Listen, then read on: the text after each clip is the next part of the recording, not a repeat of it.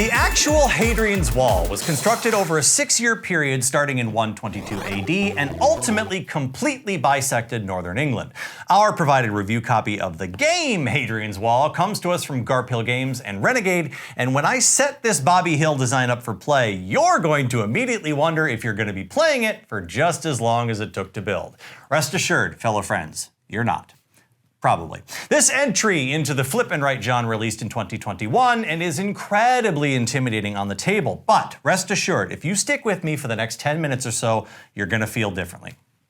Let's get Pink Floyd on this one. Past our very fancy general on the cover, we'll immediately jump into the game's deeply stacked player sheets. I promise you, there's no need to freak out. I know what they look like and it's okay. Stay with me. We find now our 24-page rulebook, which eschews brevity for accuracy, something you might actually appreciate in this title. A single bag of cards alongside bags of workers and resource tokens in painted wood are next, rounded out by these player space toppers. Okay.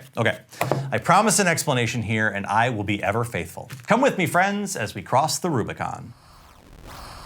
The goal of the game. Yes, I know that reference is 200 years before this game, but like, come on, this isn't a marathon. Which, by the way, was over 450 years before the Rubicon was crossed. Okay, enough. The goal of our game is to accumulate as many points as possible over 6 rounds or years. You and up to 5 of your friends can play here simultaneously without lengthening your game time, and there's even a solo version. I highly recommend playing the first couple rounds of your first game one at a time until everyone gets the idea, and so you can monitor for misplays. Expect your first game to take 90 minutes or so, including explanation. Future forays into Rome should come in around an hour. You'll notice our setup here is for a single player, because not only do I want to give my outstanding editor lots of room to work with on the table, but also because there's precious little player interaction and everyone's going to be doing more or less the same thing throughout. Imagine 2 other people here at the table. Each player starts with 2 blank sheets, with this one on the left and this one on the right. I reversed them as if you're the player because I'm just such a nice guy. Above the sheets, you'll assemble the player board, and your deck of 12 cards go into a draw pile here. You'll want a pen or pencil, and for your first couple games, I can't stress enough that you should use some sort of erasable implement. Bonus points for laminating and dry erase markers. Each year plays out in the same way. You'll flip over the top card of the Fate deck, and each player will gain the workers and resources on the bottom half of the card, placing them onto their board. Before we go any further, let's set aside some time to acknowledge right off the bat. Yes, these purple workers are called servants. The rulebook calls out the fact that these are essentially slaves, and that during the time period depicted, 30% of the Roman Empire were slaves. Quoting the rulebook, "We must not dishonor the lives of those who were forced into that history by erasing them." We really don't need to be including slavery as a concept into board games anymore. No one's going to forget about it and think to themselves, hey, maybe it's okay if we have forced labor if you don't put it in your Roman Empire board game. If this is a turnoff for you, totally understood. Moving along. Each player will then draw the top 2 cards from their shuffled deck and choose which one to add to their path above the board, and which will grant you some number of additional workers and/or resources. You'll gain even more resources, civilians, or builders based on your progress down these tracks in the game thus far, and then each player is set loose to perform as many actions as they want. All right, let's explain these sheets. Yes, they look incredibly busy. Yes, they have a lot of information on them. No, they're not nearly as overwhelming as they look. If you think of them as your individual cities going from left to right and top to bottom, you're going to be halfway there. At the end of each year, you're going to be attacked by an increasing number of ravaging hordes. You want to station your soldiers here at the cohort, which protects everything. All of these rows are tracks that you'll want to fill up as best you can from left to right. There are chains denoted down here from the cippi through the wall and into the fort, which lets you know that there are dependencies. Inside the fort are your resource production areas, including granaries, workshops, roads, and forums. Finally on this sheet are the 4 scoring rows where the bulk of your points will come from. Each box or circle has a cost that needs to be paid in order to fill it in. Doing so is incredibly easy. Spend the denoted resource and fill in the leftmost open space. That's it. That's the entire game. If you've played and enjoyed Super Mega Lucky Box, you're 85% of the way towards knowing how this game works. Now yes, you'll often be filling in boxes that will give you other boxes to fill in, and those will cascade around the sheets until you're all done. Once you've spent all your resources and don't have anything to do, you'll wait until everyone else is done and suffer the attacking Picts. Gain valor for repelling them or disdain for letting them through, and then begin a new year. Literally, I promise you, that's it. Very quickly, the sheet on the right is the same, only this is like your town square where all the citizens do their thing. Each year you can devote your citizenry to luxurious pursuits, which will gain you individualized benefits based on that thing. Traders can give you renown the more goods you're willing to devote. Performers and gladiators entertain, benefiting you all around. Priests maintain your gardens and temples, adding to your piety score. Appiatores work the political angle to massage your disdain away, and the patricians are your diplomats, giving you valor and helping to dissuade the Picts from attacking you.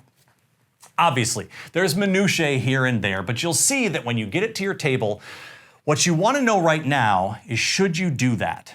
In this reviewer's opinion, if you like flippin' rights, yes. Gameplay is very quick and there's lots to look at and consider. Keeping the pace of play tight is important in a game like this, and Bobby Hill's design succeeds there. With lots of paths and points and just the tiniest bit of luck involved, it stays interesting all the way through. Being able to get 6 players to play a game as in-depth as this one feels great, and as long as you can trust everyone to get it right, being able to play hands-off is outstanding. The double edge of that sword is that you can't always do that. Some of the interactions and chaining can be multi-leveled, and it would feel awful to get to the end of a game and have someone so woefully behind in points that you know they did something wrong, but you can't find out what it is. Additionally, there isn't really player interaction, as it were. You can trade with other players and use their patterns for your grid, but you don't have to notify them you're doing it, and clearly you're not giving them anything to use. The path cards will tease you with promises of points as you line them up above your board, but ultimately, while they aren't meaningless, they certainly shouldn't be your focus. Hadrian's Wall, like its namesake, is certainly bound to be divisive at your table, if not for the visual assault, then at least for the brain-burning action sequencing. It's also important to be paying attention during cleanup at the end, as leaving one of these cards on the floor for a dog to chew up can really ruin things for a future player, especially if they like yellow. Hadrian's Wall joins the ranks of games like Seven Wonders and Welcome To for being far, far harder to explain than to play. Your patience will be well rewarded though, with a flip and right that's incredibly satisfying. Let's go through our checklist before I give you my final thoughts. In the box, rulebook clear and non-gender pronouns. Not helping the belief that this is going to be a complicated game is the 24-page rulebook. Still, you can breeze right through it as you go. It's overly descriptive, which is great for clarity, but somewhat tedious as it over-explains each individual scoring section. Iconography clear. Surprisingly, yes. I know, I'm beating a dead cavalry here, but once you can recognize the dozen or so main icons in the game, the iconography depictions are very intuitive. New or casual gamers will benefit from a seasoned player at the table, but after 2 or 3 rounds, they'll be able to easily navigate on their own. Packaging well done. Yes. Despite the fact that it might take some massaging, everything fits neatly in the box and will stand up to vertical storage, no problem. On the table, good representation. No. There are precisely 3 women depicted in the game and 0 people of color. All that is to say nothing of the fact that once again we're bowing to historical accuracy by including servant workers. Component quality, decent. There's plenty of player sheets to use. Honestly, a big concern for those without immediate access to a laminator, and while the cards won't stand up to, say, a dog getting a hold of them, everything is perfectly functional and the wooden resources are great. Replay value, medium. With a few different playstyles to explore, you could easily play a handful of games or so without feeling anywhere near rote. Certain strategies are certainly better than others though, so remember where your main source of points comes from. Eventually though, All roads lead to Rome, and there aren't too many different ways to score game-winning points. Fun to lose? Surprisingly, yes. Despite feeling somewhat random with the Pict attacks, that particular door swings both ways, so an unlucky year can bring a runaway leader back to Earth. Hadrian's Wall surprised me greatly and rewarded a dedicated learning game with a very fancy laurel. Some content of the game being problematic notwithstanding, do yourself a favor and plow through your first couple rounds until it clicks. What you'll get is an elegant flip and right with some very satisfying and quick gameplay. As always, I'm Nicholas, reminding you to help protect the game population. Always sleeve your cards, especially if you have a dog.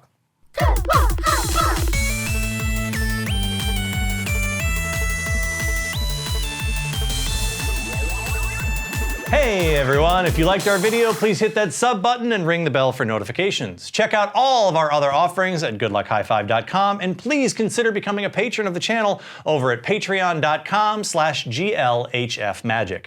It helps us keep making videos, reviews, and podcasts. You can become a member for any dollar amount. We're also always looking for new games to review. You can reach me at glhfnicholas@gmail.com. You can follow me, Captain N the Game Master, at CaptainNGM on Twitter and Instagram, and follow the channel at GLHF Magic. Remember, please shop at your local game store whenever possible. Until next time, I'm Nicholas, and good luck. High five.